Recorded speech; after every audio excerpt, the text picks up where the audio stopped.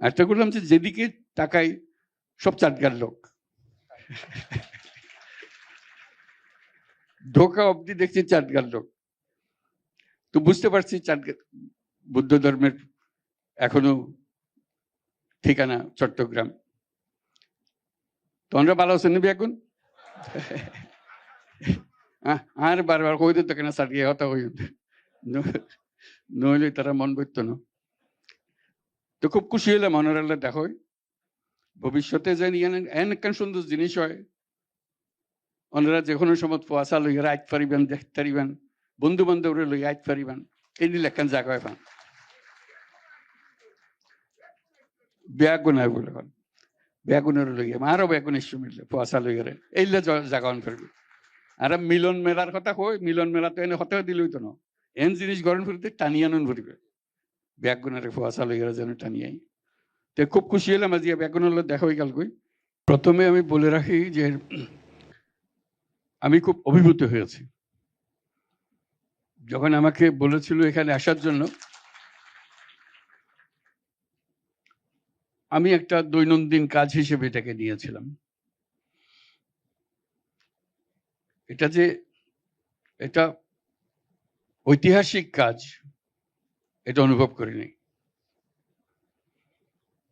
এখানে আসার পরে আমি আমার নতুন বোধ হলো কি একটা মহান দিবসে, যেটা আগামী কাল আমাদের পহেলা বৈশাখ নববর্ষ, তার প্রাক্কালে আজকে এই দিনে এত বড় একটা কাজের শরীক হতে পারবো, সেই জন্য নিজেকে খুব সৌভাগ্যবান মনে করছি।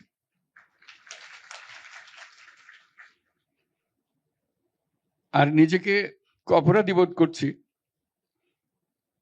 এত চমৎকার একটা আন্তর্জাতিক বৌদ্ধ বিহার আমার বাসস্থান থেকে 10 মিনিটেরও রাস্তা না।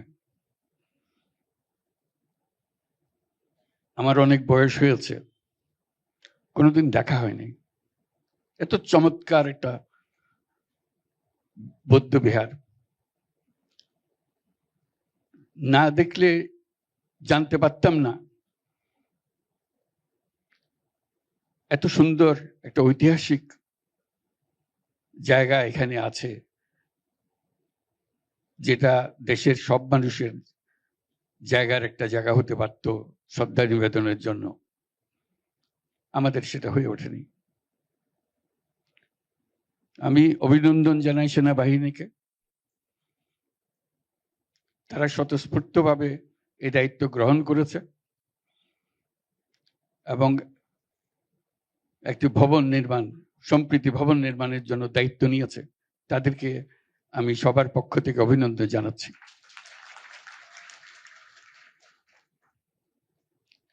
যেটুকু দেখেছি ইতিমধ্যে যেটা আছে অত্যন্ত হৃদয়গ্রাহী, আবেগ আপ্লুত করে এরকম একটা জিনিস। শুধু এটা বৌদ্ধদের এটা ধর্মীয় স্থান হবে সেটা একটা খণ্ডিত অ্যাটিচিউড। এটা দেশের সকল মানুষের ইতিহাসের অংশ।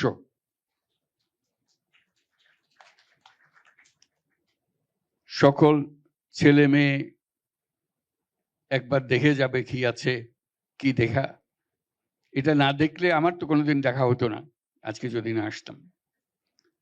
এবং আমার মতো বাংলাদেশে আরো বহু মানুষ আছে যারা জানিও না যে এরকম একটা প্রতিষ্ঠান আছে, একটা ধর্মীয় প্রতিষ্ঠান আছে, এবং অত্যন্ত মনোমুগ্ধকর, হৃদয়ে আকর্ষণ করে। আজকে আমরা যারা এখানে উপস্থিত আছি যারা সবাই বয়স্ক মানুষ, আমার খুব অনুভব করছি যে আমরা এইসব অনুষ্ঠান আমাদের ছেলে মেয়েদেরকে সঙ্গে নিয়ে করতে পারি না কেন। তারাই তো এটাকে ধারণ করবে, আজকের অনুষ্ঠানটা মনে রাখবে যে ওই দিন এটা হয়েছিল, আমি উপস্থিত ছিলাম। আশা করি এরকম অনুষ্ঠানে আমরা ভবিষ্যতে শুধু আপনাদের নিজেদের ছেলে মেয়ে না, বাংলাদেশের অন্যান্যদের ছেলে মেয়েদেরকে নিয়ে আসা, এটা আমাদের ঐতিহ্যের একটা অংশ। সম্প্রতি চীন গিয়েছিলাম, প্রায় প্রত্যেকটা সভাতে আমি উল্লেখ করেছি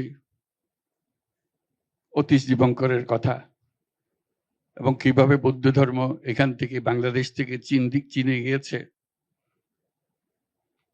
সেগুলো তাদেরকে বলছে, কিন্তু নিজে আর কোনোদিন অতীশ দীপঙ্করের বাড়িও যায়নি। তার অবদানের সম্বন্ধে কারো খোঁজ খবরও নিই নাই।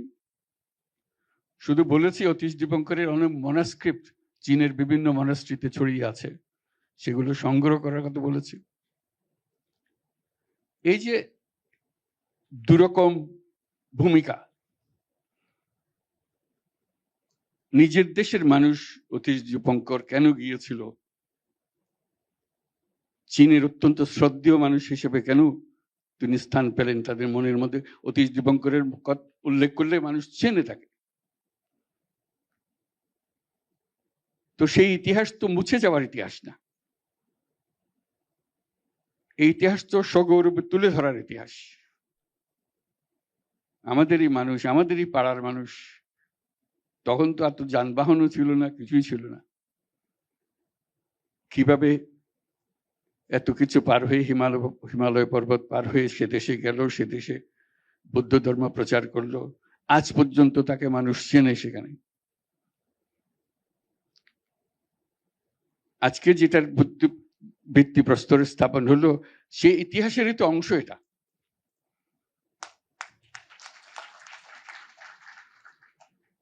কাজে আমি সেনাবাহিনীর যারা এটা ডিজাইন করেছে, যারা এটার পেছনে মনোযোগ দিয়েছে, তাদের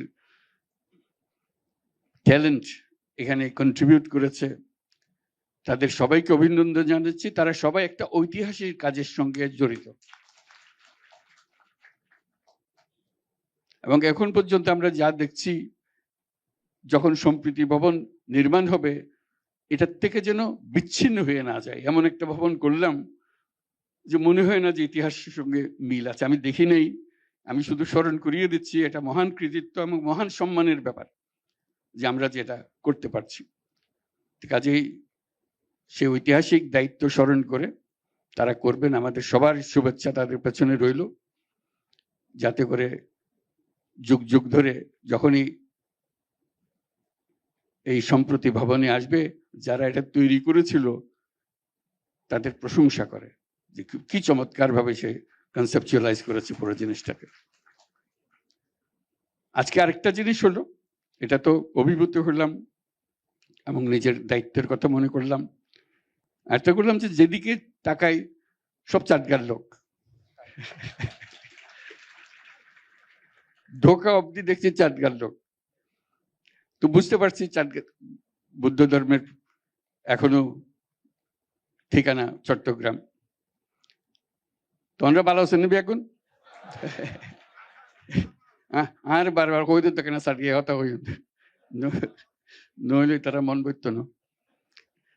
তো খুব খুশি হইলাম মনোরাল্লা দেখো ভবিষ্যতে যেন এন সুন্দর জিনিস হয়, ওনারা যে কোনো সময় ফোয়াশা লইয়া আইতে পারিবেন, দেখতে পারিবেন, বন্ধু বান্ধবরা লইয়া আইতে পারিবেন, এই নিলে একখান জায়গা হয় পান বেগুনা বলে বেগুনের লইয়া আরো বেগুন এসে মিললে ফোয়াশা লইয়ারে এইলে জায়গা অন ফিরবে। আর মিলন মেলার কথা কই, মিলন মেলা তো এনে হতে দিলই তো না, এন জিনিস গরম ফিরতে টানিয়ে আনুন ভরিবে, বেগুনের ফোয়াশা লইয়ারে যেন টানিয়াই। তো খুব খুশি হলাম আজকে বেগুনের দেখা হয়ে গেল কই। আর একখান লিখিত বক্তব্য আছে, ইয়ান অনরারে পড়ে দিই।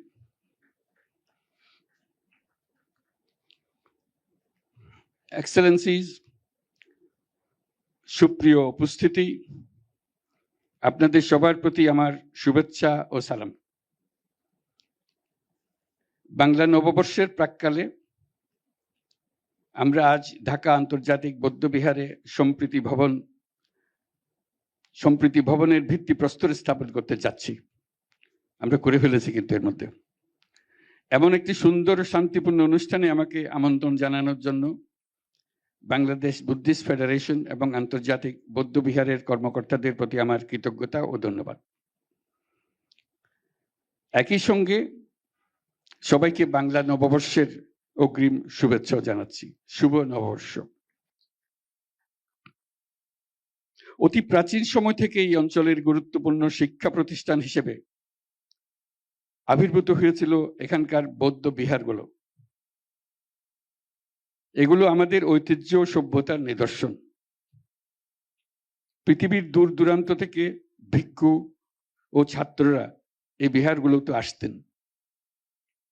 মহামানব বুদ্ধের শান্তি ও সম্প্রীতির বাণী বিশ্বে ছড়িয়ে দিতেন। শুধু ধর্মীয় আচার ও শিক্ষা নয়, সমাজে জনকল্যাণকর কর্মসূচিরও কেন্দ্র ছিল এদেশের বৌদ্ধ বিহারগুলো। মহামানব গৌতম বুদ্ধ বিশ্ব মানবতার কল্যাণে সম্প্রীতি ও সাম্যের বাণী প্রচার করেছিলেন। বৌদ্ধ ধর্ম জীবজগতের সকল প্রাণীর মঙ্গল কামনা করে। মহামানব বুদ্ধ বলেছেন, শান্তি সুখ থেকে আমরা কাউকে বঞ্চিত করতে পারি না, এমনকি ক্ষুদ্র জীব থেকেও বঞ্চিত করতে পারি না। এদেশের বৌদ্ধ পণ্ডিত অতীশ দীপঙ্কর বিশ্ববরণ্য এক মহাপণ্ডিত। মহামানব বুদ্ধের বাণী তিনি বহন করে দিয়েছিলেন সে মহাচীনের তিব্বতে। চীনে এখনো তাকে সর্বোচ্চ মর্যাদায় শ্রদ্ধা জানানো হয়। বৌদ্ধ ধর্মের নিদর্শন, স্থাপনা, ঐতিহ্য ও পণ্ডিতগণ মানব সভ্যতার ইতিহাসে অত্যন্ত গুরুত্বপূর্ণ। সুপ্রিয় উপস্থিতি, আমি বরাবরই বলে এসেছি, নানা মত, ধর্ম, রীতিনীতির মধ্যেও আমরা সবাই এক পরিবারের সদস্য।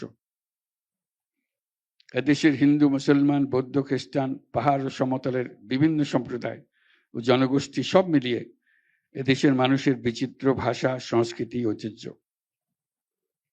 আগামীকাল পহেলা বৈশাখ আমাদের এই সম্প্রীতির অন্যতম প্রতীক। প্রত্যেকে নিজ নিজ উপায়ে নিজেদের রীতি অনুযায়ী আগামীকালকে উদযাপন করব। আমরা সবাই সার্বজনীন এই উৎসবে অংশ নেব। আজকে আমি যেখানে আছি, এই আন্তর্জাতিক বৌদ্ধ বিহার বাংলাদেশের সাম্প্রদায়িক সম্প্রীতির অন্যতম নিদর্শন হোক। প্রতিষ্ঠার পর থেকে এটি বৌদ্ধ ধর্মাবলম্বী সহ বাংলাদেশের জাতীয় স্বার্থ সংশ্লিষ্ট বিষয়ে গুরুত্বপূর্ণ ভূমিকা পালন করে আসছে। গৌতম বুদ্ধের অহিংসা ও সাম্যের বাণীর প্রতি শ্রদ্ধা রেখে বাংলাদেশের বৌদ্ধ সম্প্রদায়ের ধর্মীয়, সামাজিক ও সাংস্কৃতিক ঐতিহ্য সংরক্ষণ এবং কারিগরি শিক্ষা সহ বিভিন্ন জনকল্যাণকর কর্মসূচি পালন করে আসছে এই বৌদ্ধ বিহার। আন্তর্জাতিক বৌদ্ধ বিহারের সম্প্রীতি ভবন বাংলাদেশের সম্প্রীতি ও মানবতার ঐতিহ্যকে ধারণ করে জাতীয় ও আন্তর্জাতিকভাবে গৌরবময় ভূমিকা রাখবে, এই আমার প্রত্যাশা। আমাদের সম্প্রীতি ও মানবিক মূল্যবোধের জয় হোক, বিশ্বে শান্তি বিরাজ করুক, এই কামনা করে আমার বক্তব্য শেষ করছি। সবাইকে আবারও সালাম ও নববর্ষের অগ্রিম শুভেচ্ছা জানাচ্ছি। শুভ নববর্ষ। মহান আল্লাহ আমাদের সহায় হন।